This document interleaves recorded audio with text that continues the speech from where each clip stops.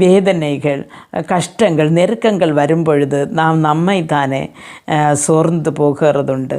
ஆனால் எபிரேயர் 12:1 வாய்க்கும் பொழுது அங்கே அதில் காண்கிறது, ஆகையால் மேகம் போன்ற இத்தனை திரளான சாட்சி சூழ்ந்து கொண்டிருக்க பாரமான யாவற்றையும் தம்மை சுற்றி நெருக்கி நிற்கிற பாவத்தையும் தள்ளிவிட்டு விசுவாசத்தை துவக்கிறவரும் முடிக்கிறவருமாயிருக்கிற இயேசுவை நோக்கி நமக்கு நியமித்திருக்கிற ஓட்டத்தில் பொறுமையோடு ஓட கடவோம் என்று.